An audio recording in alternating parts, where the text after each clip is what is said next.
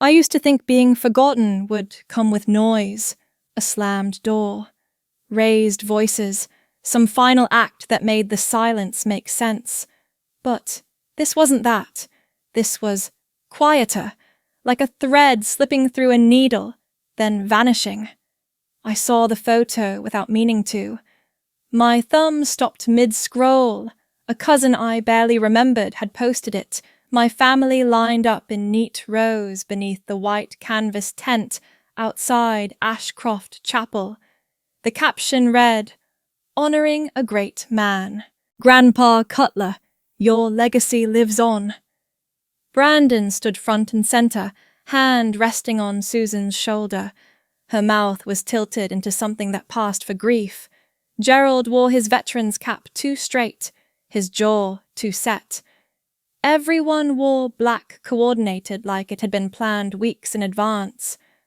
I looked once, then again. There was no trace of me in any corner of that image. A message came in not long after. Someone from high school. Didn't know you moved out of state. Thought you'd be at the service today. I hadn't moved. I was still in Bakersfield. My name was still on my lease, still on my mailbox, still on the inside of the jacket hanging by the door, stitched in faded red thread. Stone. The cup in my hand had gone cold. Blue ceramic with the words "One, granddaughter" painted on the side in sloppy yellow. A gift from my grandfather when I was 10. The handle had cracked years ago, but I kept it, glued it twice, pressed my thumb against the line where ceramic had once split. It still fit there. Something quiet pulled at me like a thread I wasn't ready to follow, but my fingers typed the URL for the family trust. The page was still live. Cutler Family Educational Endowment. A list of beneficiaries lined the screen. Brandon's name was bolded. I wasn't on it. Not in full, not in part, not even a footnote. That wasn't a mistake. That was a decision. My grandfather's voice came back to me in a memory that hadn't surfaced in years, raspy from oxygen tubes, but steady. You don't always get a chair at the table. Doesn't mean you didn't help build it. Susan called later that evening. I let it ring twice. "It's better you didn't come," her voice said through the static. "You tend to make things complicated." Then nothing. No question. No awkward pause. Just that word, complicated, dropped like a folded napkin over everything I once believed I was to her. The phone screen dimmed before I could set it down. I left it face down on the table screen, flat against the grain. The table had a dent in the corner where I once dropped a cast-iron pan. I ran my fingertip over it slowly, like a scar that never learned to fade. The drawer by the stove creaked open with a tug. Inside the letter waited. 4 pages handwritten. No envelope. I'd revised it more times than I'd admitted to anyone. The last time I picked it up, I crossed out the line "I don't understand" and replaced it with "I don't belong." That felt more honest. I never mailed it. The apartment had no music. I didn't own a speaker. Sometimes I let the hum of the refrigerator keep rhythm for the room. That night it seemed louder. Or maybe everything else had grown too quiet to compete. I walked to the window, mug in hand. The streetlight outside buzzed faintly, casting shadows on the stucco wall opposite mine. A small boy passed by on a scooter, his mother walking behind him, arms full of groceries. Neither looked up. On the shelf above the sink, I kept a collection of things.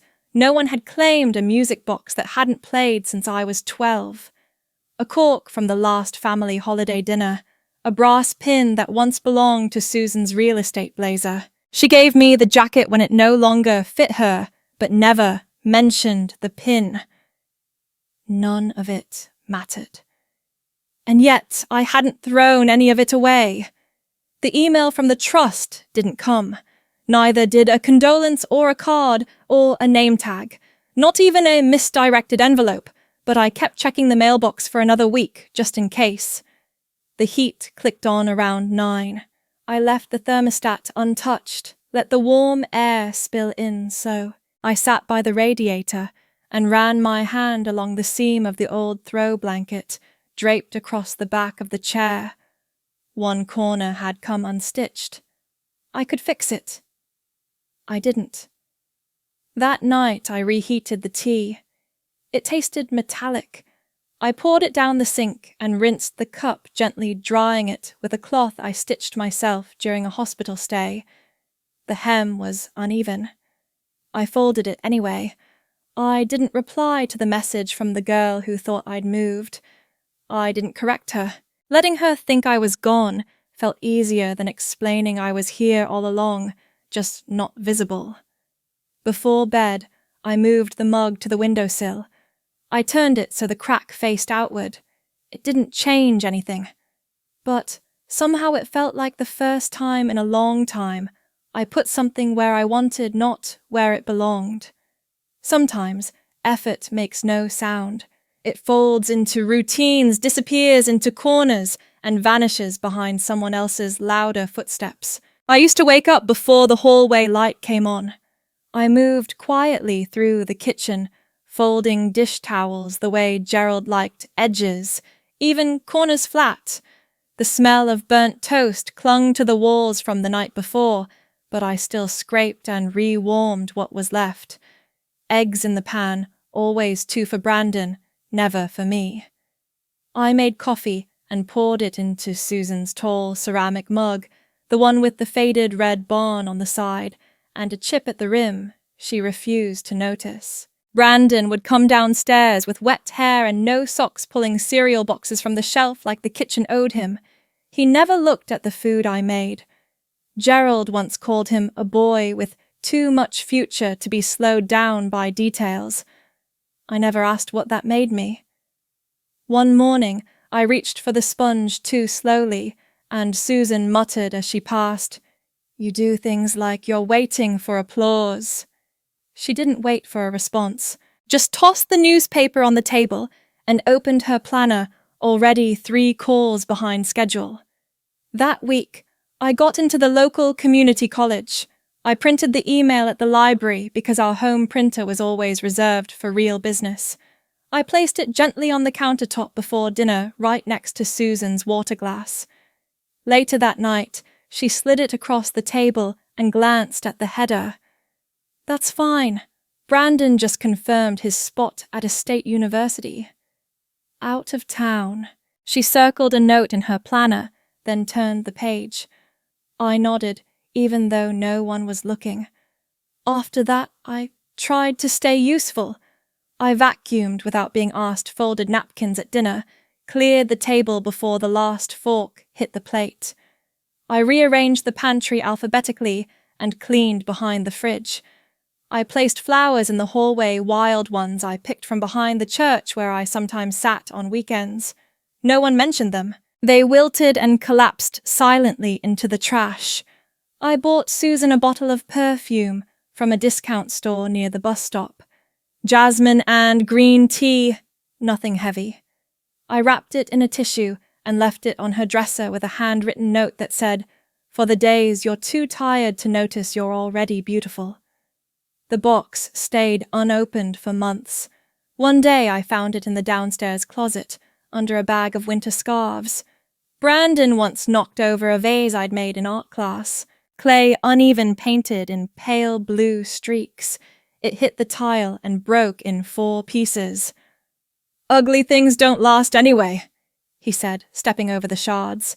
Susan didn't look up from her phone. At dinner, I handed her a cloth napkin I had stitched by hand. Little orange blossoms along the edge. She took it, wiped her hands, then turned and began cleaning the stove with it. I didn't say anything, just folded the corner still clean and placed it on the chair. There was a photo on the wall by the staircase, our only full family portrait. Everyone in pressed clothes framed smiles. Brandon was in the centre, his arms behind Susan and Gerald. I stood to the far right, one foot angled inward, my arms not quite touching anyone. My hand looked like it was mid-motion, maybe trying to find a pocket or a place to disappear into. I once tried to remember who took the photo, but it slipped away like most names that didn't belong to me. Whenever I asked Susan if we could talk just for a few minutes, maybe in the car or after church, she'd sigh and tilt her head slightly. Not now, Riley. I've got Connor's internship paperwork to finalize. Later. Later didn't arrive. Gerald had a way of pausing mid-sentence if I entered the room. He'd resume when I left like I interrupted something sacred. One afternoon I overheard him on the phone walking past the garage. She's not difficult, just too much of everything and not enough of what counts. The sentence stayed. Not in my ears, in my knuckles, in the way I turned doorknobs softly after that, in the way I folded every piece of laundry twice over before stacking it, in the way I always checked my voice at the edge of every conversation. I started sitting in the backyard instead of the living room. The lawn chairs were metal and cold, but the silence outside didn't judge. I kept a journal under the porch cushion, wrote in it when the house felt too full of things that couldn't be named. No one asked what I was writing. No one noticed when the entries stopped. I wasn't trying to be invisible. I was trying to be allowed. Even now, I can picture the drawer in the upstairs hallway second from the bottom, where Susan kept small things she didn't want to throw away, but didn't want to see. That's where the perfume bottle ended up. That's where the cloth napkin went. That's where I probably would have ended if people could fit in drawers. I don't remember what I wore that night, but I remember the cake. 3 layers, chocolate with raspberry filling. I stayed up late the night before baking it, trimming the edges, smoothing the frosting until it looked like something you'd order on a catalogue page. I folded the paper banner by hand, brushed the glue, thin-lettered 18 in gold pen. I placed it between 2 candles not too high. Guests arrived early, voices bouncing off the patio like practiced greetings. Brandon walked in with his collar half up, and a grin he'd worn for years. I opened the door, but no one looked at me.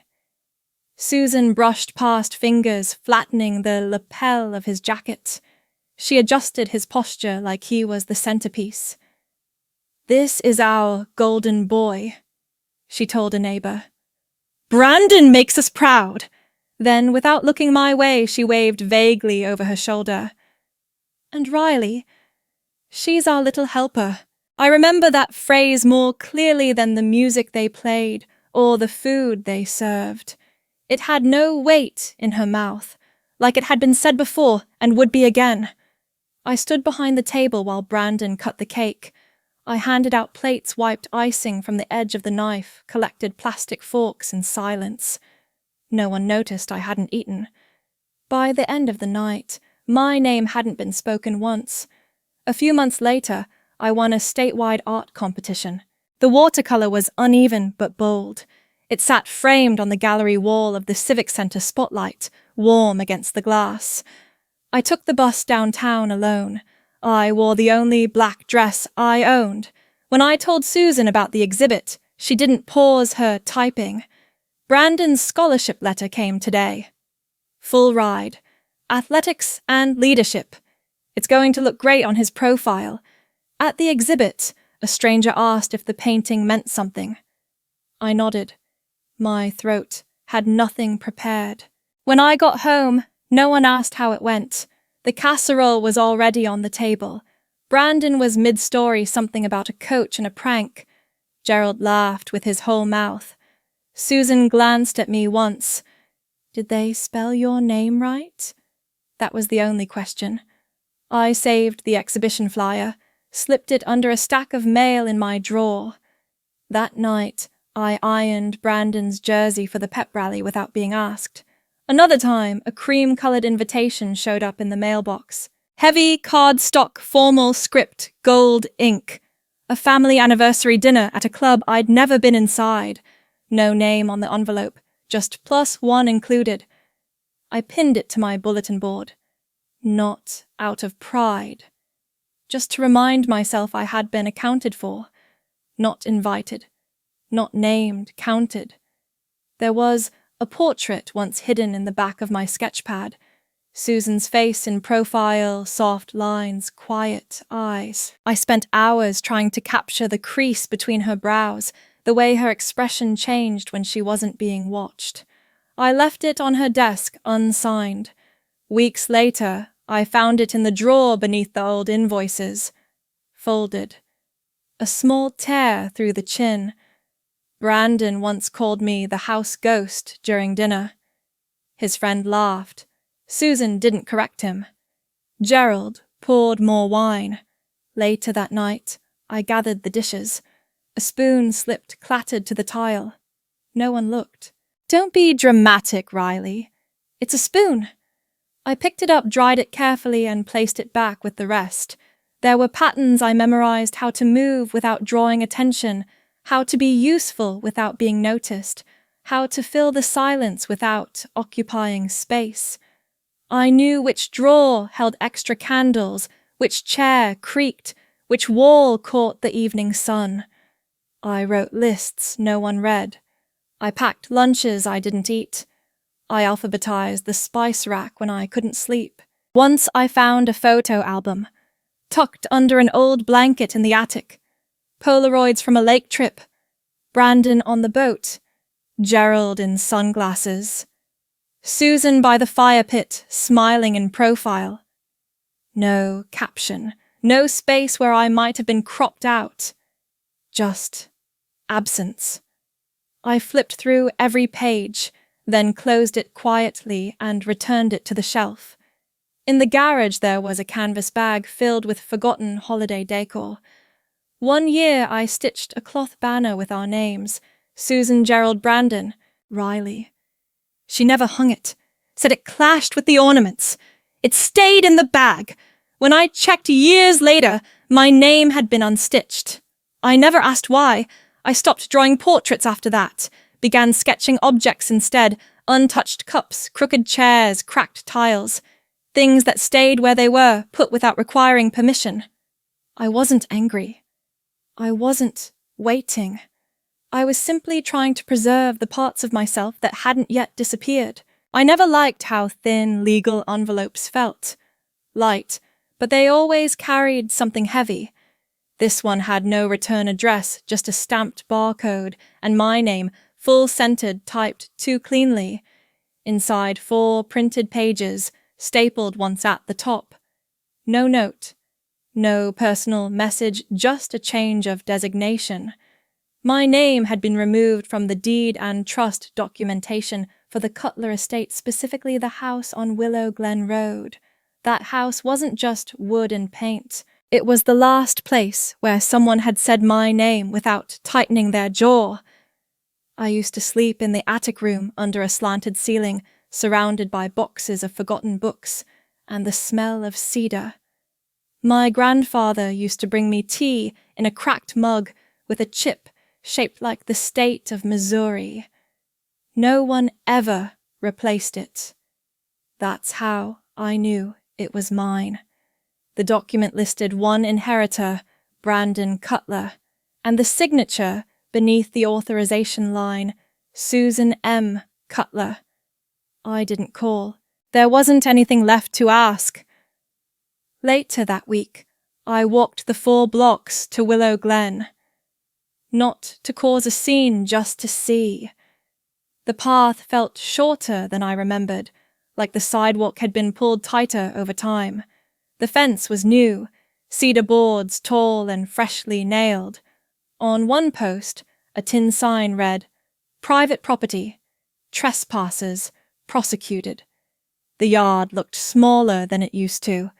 The porch had been painted over, hiding the splintered step I once tripped on in 2nd grade. The tire swing was gone. So was the swing beam. Just bare sky now. Near the edge of the lot, a hollowed circle of dirt marked where the old oak had been. It used to hold the weight of 2 grandchildren and a week's worth of rain. I once tied a ribbon to one of its branches and told no one. It was gone before anyone noticed. Now there were no roots, just an indent in the ground half filled with dry leaves. I stood at the gate, not moving, looking for someone. A man across the street held a rake, one glove half off. His tone wasn't unfriendly, just curious. I nodded once. No, just remembering. He didn't press. In my coat pocket, the old brass key rested where I always kept it. A small, worn piece of nothing. It belonged to the attic room, the one with the warped window and the smell of rain-soaked paper. I hadn't used it in years, but I never stopped carrying it. Not because I expected to return, just because it hadn't yet left me. I walked to the side yard away from the camera on the front porch light. No one called out. No dog barked. Near the hollow where the oak once stood, I crouched, pulled back a scatter of brittle leaves, and set the key down flat against the earth. I didn't bury it, just covered it loosely. It didn't deserve a ceremony, only a return. Mom handled it, Brandon once told someone at a family lunch. She's good with paperwork. I had looked up from my plate, waited for the moment when someone might correct him. None came. When Gerald bought that house, he said it was a fixer, but it was my grandparents who fixed me. Quietly, without claiming credit, they taught me to fold sheets properly and to say thank you, even when no one else was listening. They hung my drawings on the fridge, even the uneven ones. There was a photo of me in the hallway missing front teeth red raincoat. No one ever took it down, until Susan moved back in. Years ago, she asked me to sign something in a rush. Just standard processing she waved off. You're not really going to need to be involved. I didn't read it carefully. I just signed. At the time, I was trying to be cooperative. At the time, I thought I was still inside the circle. She once told someone while I stood 5 feet away, "We do what's best for the family. Riley's more independent now. She doesn't need all this." I hadn't spoken. Later, I found a list on her desk, assets for transfer. Brandon's name appeared 3 times. Mine wasn't there. It didn't feel like being forgotten. It felt like erasure by design. That morning when I received the envelope, I placed it on the counter next to the tea kettle. I made tea anyway. Mint leaves I'd grown in a pot near the window. No sugar, just heat. I didn't shred the papers. I folded them back into the envelope and placed it in the drawer beside my high school transcript and the postcard from my grandfather's final vacation. From the sidewalk, I looked at the house again. The porch light flickered once, not from anyone inside, just a sensor reacting to my presence, then ignoring it. I adjusted my scarf, turned away, and let the fence take its shape behind me. Some places aren't loud until they're empty. I packed one drawer at a time, not in a rush, just enough rhythm to keep my hands from freezing. The ceramic bowl I once bought from a weekend market had a hairline crack. I wrapped it anyway. The mug with the chip stayed behind. No letter, no note on the counter. I folded my clothes tight, nested them into an old duffel with a broken zipper. A sweater I hadn't worn in years sat on top. It still carried a faint lavender scent, from a time when I thought wearing it might draw kindness. The key slid quietly into the pocket of my jeans. The apartment was something Susan helped me find when I graduated. Not much, but close enough to visit. She had mentioned, her tone already distant. I kept the place spotless, never once missed rent. Not because anyone asked, just because leaving things unfinished made me uneasy. I didn't say goodbye to the walls, but I did pause before sealing the last box. I labelled it with one word: done. Not in anger, just clarity. When I turned in the key, the woman at the desk glanced up but said nothing. She tapped the return slip, and I signed it, without hesitation. Helen Crenshaw ran the boarding house on North Maple. 3 rooms upstairs, 2 down. I took the smallest, an attic space with slanted ceilings and a narrow window that faced west. It wasn't meant to be permanent. Nothing really is.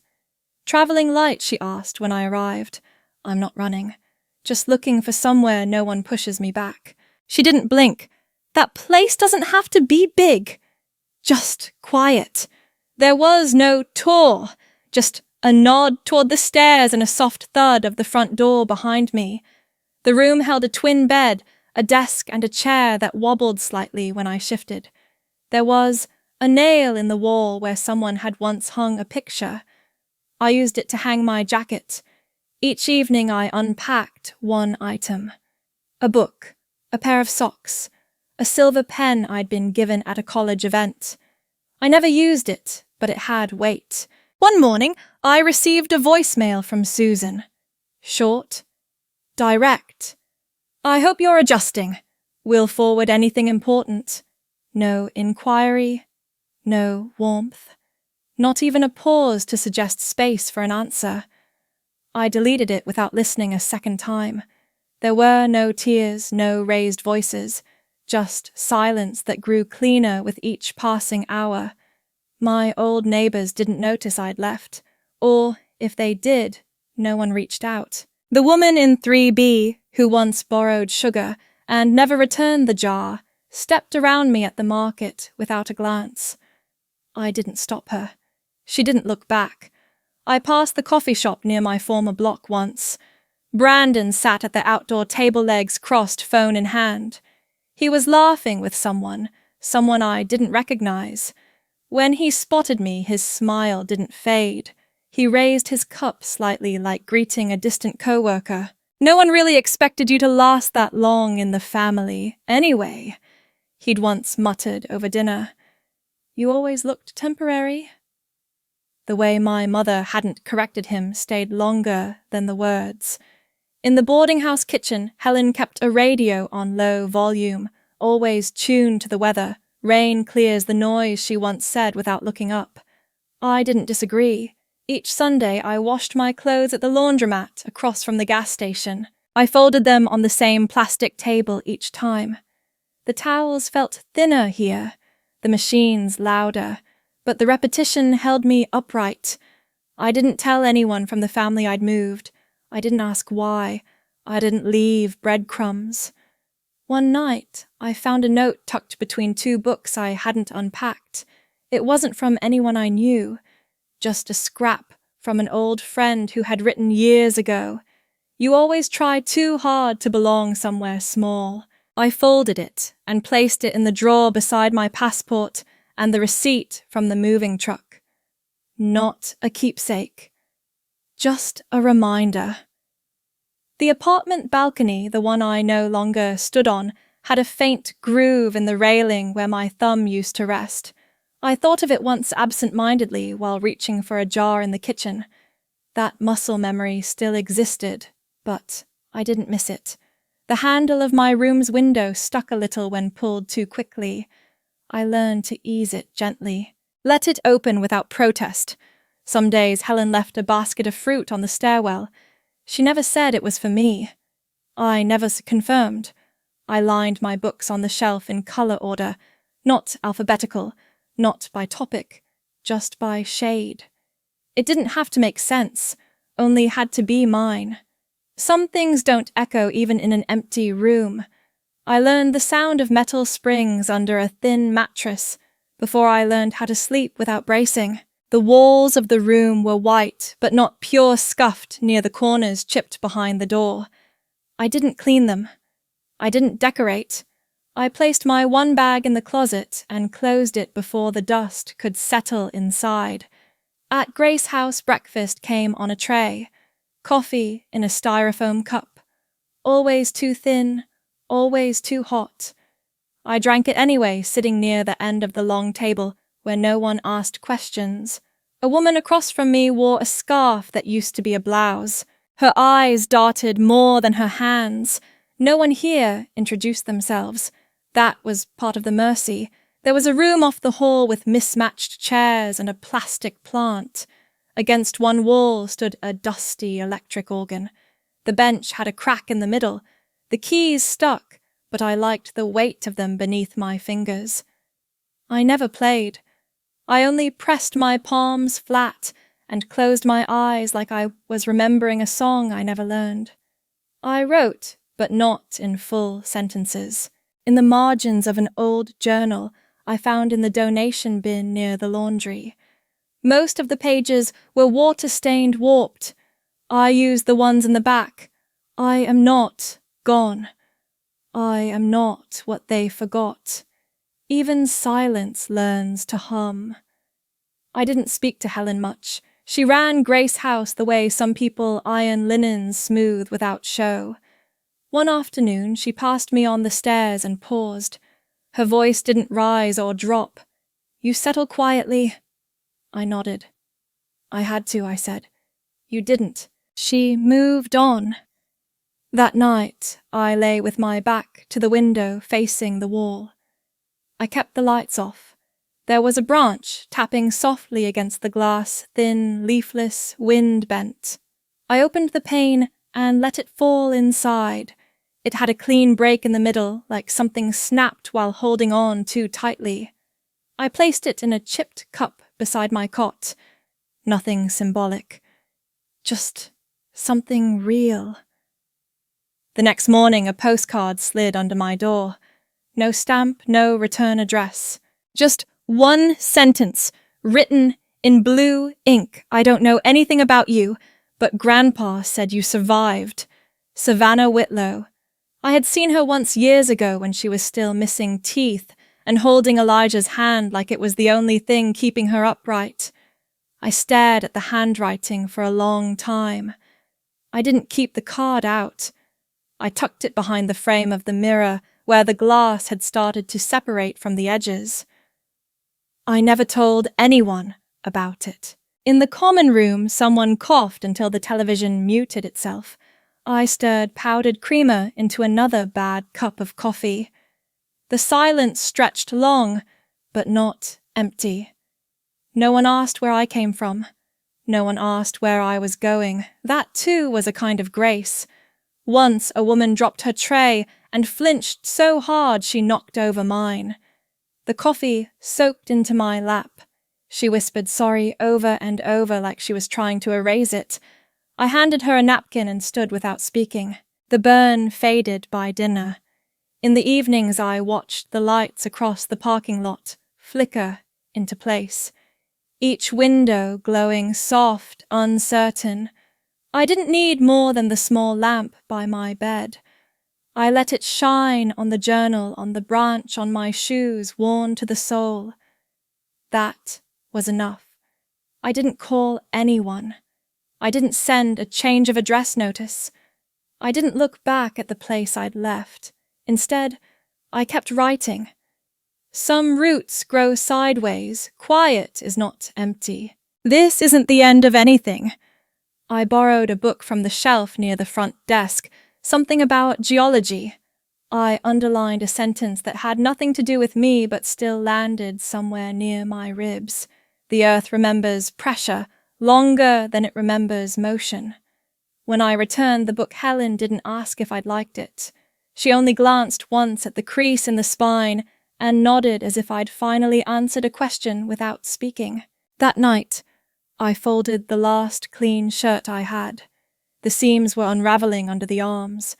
I stitched them badly, unevenly, with borrowed thread. No one saw. I wore it anyway. Not out of pride, out of necessity. There's a quiet that feels like waiting. This wasn't that. This quiet felt like planting something in soil that hadn't held anything in years and not checking to see if it would bloom. I didn't need it to. Not yet. They never left room for the question. Do you want to come back? The email found me after lunch. Subject line. Call, home briefly. Brandon needs you. Nothing in the body. No greeting. No name. Just a PDF attachment labeled Family Media Clearance. I clicked not out of curiosity but out of habit. The document bore our last name like a brand cutler, and my own was never mentioned.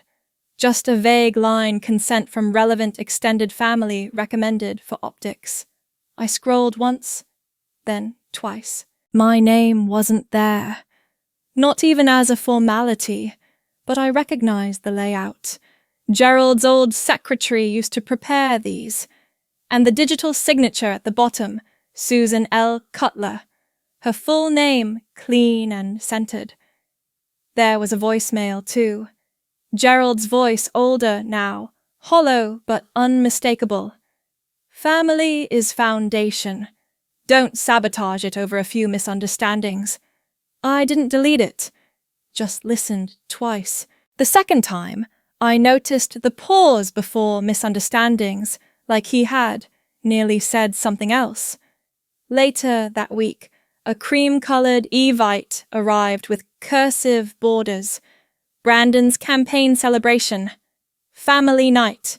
The RSVP field auto-filled to +1 family. No name. No message. Just the assumption that I'd show up, fall in line, and smile. I wore a simple blouse. No one offered a seat at the main table. A young man in a white shirt, probably from catering, pointed me toward the side patio. Overflow family and staff, he mumbled. I sat near a girl still wearing braces and a woman folding napkins with practiced speed. At some point, Brandon made a toast. To the Cutlers, he said, lifting his glass. To our legacy. Applause followed, measured and clean. Cameras flashed.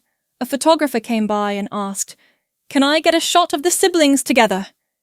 He looked straight through me. I watched him aim at Brandon and Carrie and laughed quietly into my napkin. Later, I found Susan near the hydrangeas. She didn't hug me. Her eyes scanned over my shoulder as if I'd brought someone worth noticing. "You got the form?" she asked. I nodded. "I haven't signed it." She tilted her head. "Brandon needs unity. This race is close. I'm not running." Her smile tightened. "Don't be selfish, Riley. Everyone's been so generous letting things go. Letting what go?" She picked an invisible speck ball from her sleeve. "You always make things harder than they are." There was no room in that sentence for who had packed the boxes or who had erased the name from a house deed. Just blame soft-spoken, smoothed out ironed like a napkin. I didn't answer. Just walked back toward the plastic chairs where someone had set out lemon bars in rows like chess pieces. The frosting had started to melt. No one reached for mine. The next morning, another email arrived. This time a follow-up. Circulate approved family photo by end of week. The image attached was a tight crop around Brandon, his fiancée, and Gerald. In the background, blurred and off-center, was the back of someone's head. Mine. I recognized the blouse. They hadn't edited me out, just left me unfocused, like a shadow mistaken for clutter. I printed the image and pinned it to the inside of my notebook. Not as proof. As a placeholder. I wrote beneath it in pencil, "This is what inclusion looks like when it's useful." The week went quiet again. No calls, no apologies, no follow-up. I passed a grocery store bulletin board and saw a campaign flyer with Brandon's smile stretched across it. "Born to lead," it read. I thought of the day he borrowed my notes in high school and turned them in as his own. I still had that notebook somewhere. Lined pages, my handwriting in blue ink, his in black over the top. I used to keep it as evidence. Now, I think I've kept it as a reminder that absence sometimes begins long before goodbye. At dinner that evening, I microwaved soup and watched the steam rise slowly. I didn't stir it, just let the top stay too hot while the bottom cooled too fast. The imbalance felt familiar. The envelope containing the unsigned form sat by the fruit bowl. No stamps, no creases. I hadn't touched it since I opened it. But I noticed the corners had started to curl upward, like even the paper was trying to leave. There's a silence that follows convenience, the kind where people return not because they miss you, but because you serve a function again. That silence is heavier than grief. It doesn't ache. It drags. Later that night, I took a pen and wrote just 2 words across the front of the envelope, not applicable. Then I slid it back into the drawer. No rip, no fire, just the act of tucking it where it no longer mattered. Not to be found, not to be missed, not to be signed. Sometimes I still reach for the light switch with the back of my hand. It used to be a reflex anticipating something sharp or unexpected. But here the switch clicks gently, and nothing follows. At the studio, I wipe the table twice, even when it's already clean. Not out of nervous habit. More like muscle memory that hasn't been told it can rest. Maggie never says anything about it. She just places a fresh cloth near me and lets me choose whether to use it. A new group started this week. Some arrive early, standing with their backs against the wall, eyes scanning the room like it might collapse. Others enter too quickly, as if staying still would reveal something they're trying to forget. One of them, a girl with sleeves too long for her arms, sat beside me during the morning break. She pressed her thumb into a piece of clay until it cracked. "Did someone ever make you feel smaller than you are?" Her voice didn't tremble. She wasn't asking for comfort. I handed her a new block. Things that break can still be reshaped. This time you get to decide what it becomes. She didn't answer, just nodded and started over. In the mornings I brew ginger tea, not because I like the taste, but because it's steady, grounded. It heats slowly, never rushes. I pour it into a chipped mug I found in the donation bin near the office, a green one with a dragonfly pattern rubbed half off. I keep it. Imperfect things stay longer because nobody wants to take them. Maggie asked me to lead the Wednesday sessions next month. "They trust you," she said while shelving glazes. "Not because you speak a lot, but because you know when not to." I nodded. That was enough. There's a small sculpture I've been working on after hours. A girl, knees drawn up, arms resting lightly on her legs. Her head tilted slightly, not downcast, just angled, as if she's listening to something only she can hear. She doesn't explain herself. She's not waiting to be softened. She's already made of something resilient. I carved a phrase into the base, no longer asking. Once someone told me silence is a lack. I no longer believe that. Silence can be shape, edge, boundary.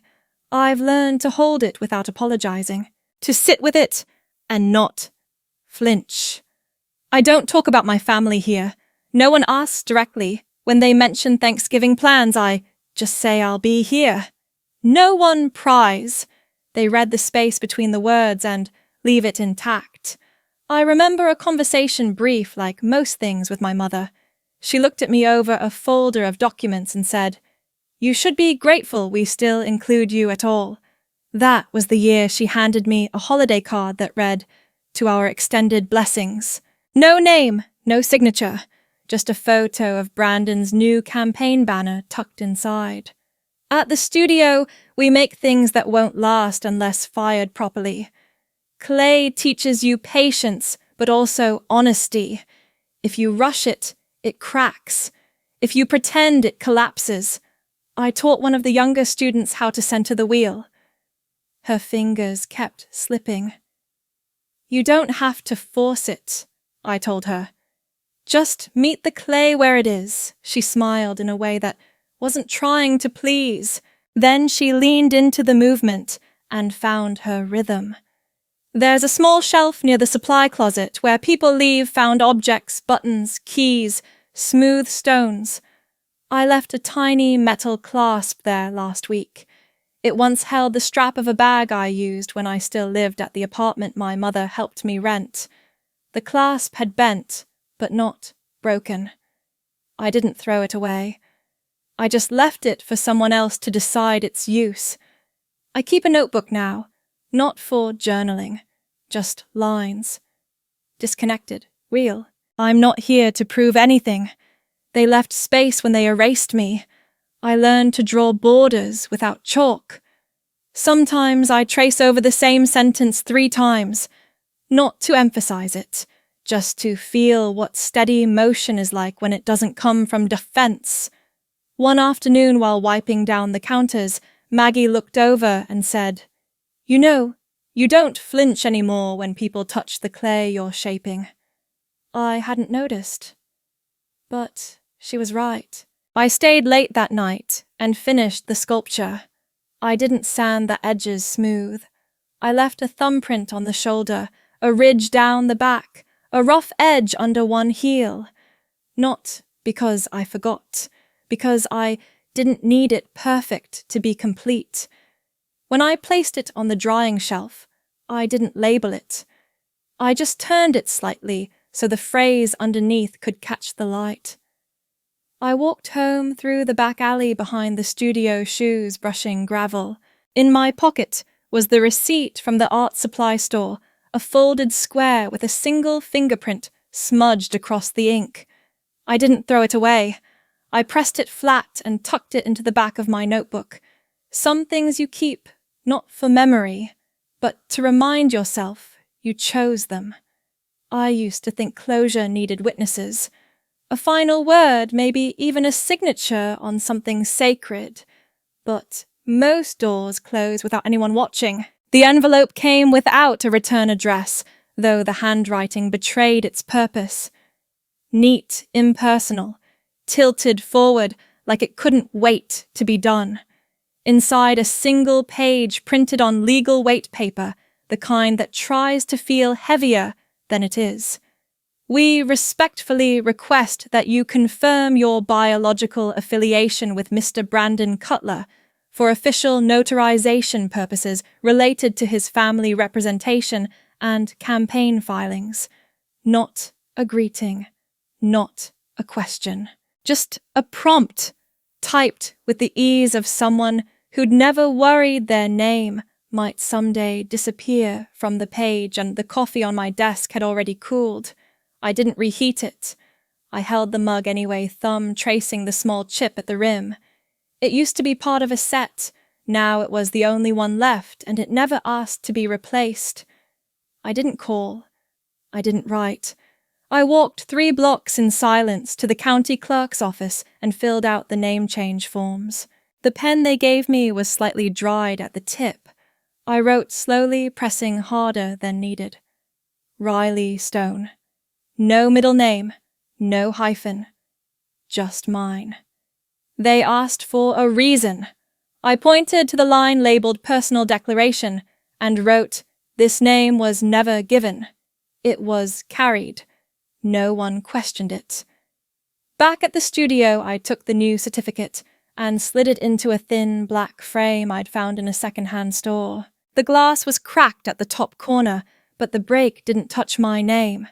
I hung it next to the supply cabinet, low enough for anyone to see, quiet enough not to need attention. Maggie looked at it once. "Stone suits you," she said, then went back to measuring glaze ratios. I didn't respond. It wasn't a compliment. It was an observation. the kind that lands true because it doesn't ask for anything back. A few days later, I gathered the folder. Birth certificate, school records, an old medical ID card that still had Susan's handwriting on the back, my blood type circled in red. I put them in a brown envelope, the kind used for internal memos or dismissals. I didn't seal it with tape, just tucked the flap in. No return address, no note inside. Only a single line handwritten across the front. I do not belong to what needed to erase me in order to present itself whole. I left it at the post office counter without looking at the clerk. She stamped it like any other package. That was enough. In the studio, I began working on a new piece larger than usual, heavier in the base. I didn't sketch it beforehand. I let the clay tell me how much weight it could carry before slumping. A figure slowly emerged, not standing, not kneeling, just resting. Hands on its own lap, not outstretched. Head tilted slightly, but not bowed. Someone asked, "What's it called?" I answered without pause. Complete. No fanfare. No explanation. Later that evening, I found the small binder where I used to keep childhood report cards. I opened it once, then closed it without looking. It didn't feel like mine anymore. I left it by the recycling bin.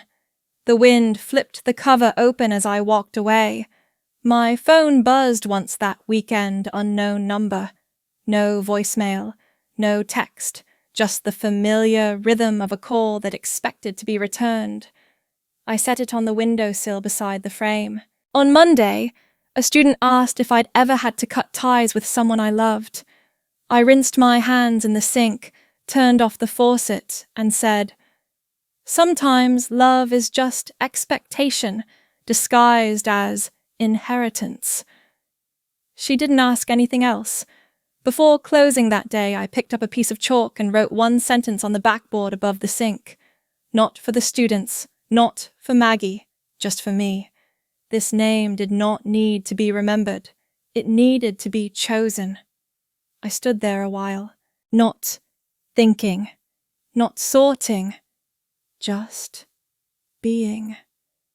A breeze from the open door lifted the corner of the studio ledger. I pressed it down gently, the way you might calm something that no longer resists. I once thought keeping records made things real. Dates, signatures, embossed stamps, each one a seal of belonging.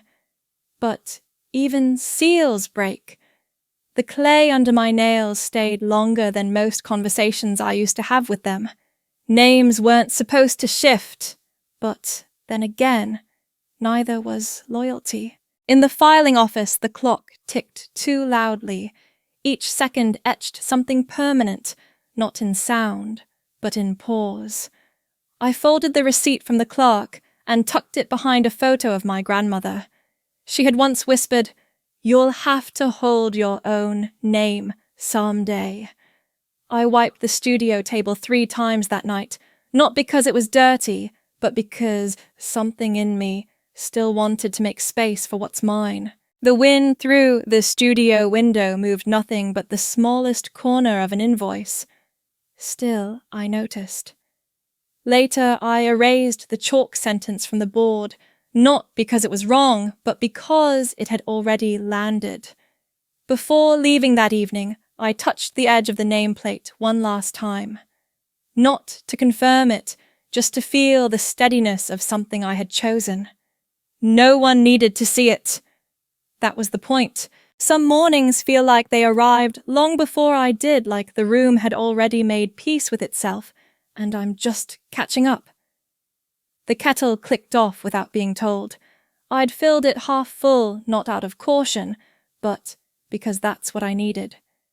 The chamomile rested in its cracked ceramic pot, hand-thrown, thick-rimmed, uneven glazed.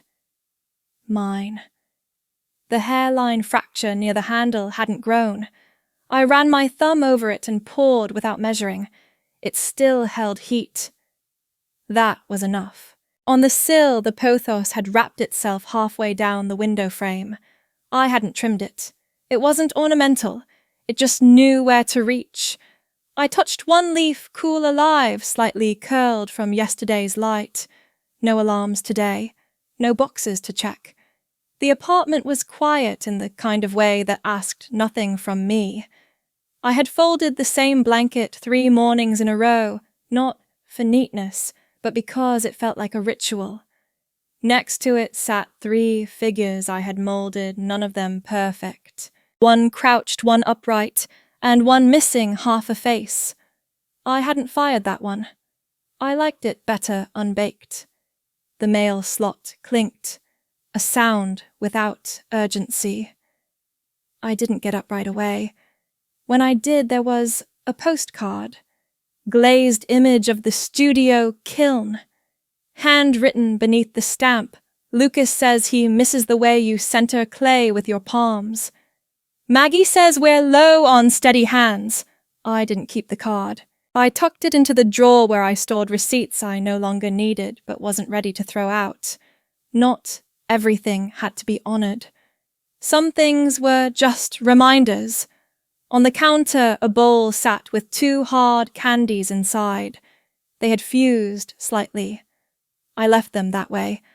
I remembered once when I was 10, my father said over dinner, "You don't finish things, Riley. Even a sentence seems too much." He wasn't angry, just tired of repeating himself. That's how it always came out, like he was the one holding the weight of my presence. I had since learned to finish things. Quietly, without notice.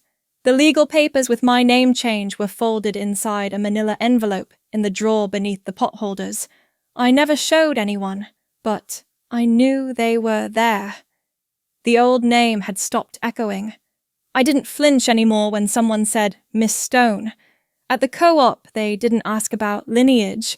At the post office, they just handed me the pen. Once, a woman at the studio looked at my clay figurine and said, "Looks like she's resting, not giving up." I nodded. That was the whole idea. I kept a stone by the window ledge, smooth, flat, slightly pink. I had taken it from the yard of a place they used to call home. Next to it, a scrap of paper from my mother's last letter. The ink had faded where a cup had once been set. Her handwriting always looped on the Y's, tight on the G's. The letter didn't begin with "Dear." It opened, "Brandon is close to finalizing the campaign. Your discretion would mean a lot." I hadn't responded. I hadn't needed to. That scrap remained creased brown at the edges, never reread. Some silences are shaped, not passive. Chosen, like a pot left unglazed knowing shine isn't what holds a vessel together. I boiled water again around noon, not because I needed more tea, but because the sound steadied the room. I sat by the open window, breeze brushing the hem of my sweater. The sleeves were worn thin. I hadn't mended them. I liked knowing which parts had been held too often. On the table sat a sketchbook with only 1 page used. I'd written 5 words there last week, then closed it. Absence is not my name. I didn't add anything after that. The page still lay open. I didn't need to complete it. A neighbor's child passed by below, laughing sharply, then vanishing down the street. I didn't look. Some things didn't need a face to be known. I thought of the studio's clay traps and how even after filtration bits of what we touched stayed behind traces of shape, intention, hesitation. I liked that idea. That residue could be proof of care, not failure. On the highest shelf I had placed a framed sheet of paper, simple black text. My name, no adornments, not bolded, not capitalized, Riley Stone, artist, present. Enough. No one had sent congratulations. No bouquet had come through the door. That was fine. This wasn't a milestone. It was a landing. I wasn't preparing for anything. I wasn't healing. I was simply continuing. I used to believe closure needed to be recognized by the ones who broke something, by the ones who watched and did nothing. But some endings arrive without applause, quiet as breath, solid as a name spoken with no recoil. The tea cooled beside me, forgotten. I didn't reheat it. My hands rested on the table palms open. No script, no performance. Just stillness and the weight of a life not needing to be justified. I had once waited for return, for reckoning, for acknowledgement. But now I had a lease in my name. I had a door that closed softly. I had silence that did not punish. No one gave me peace. I moved toward it, and it stayed.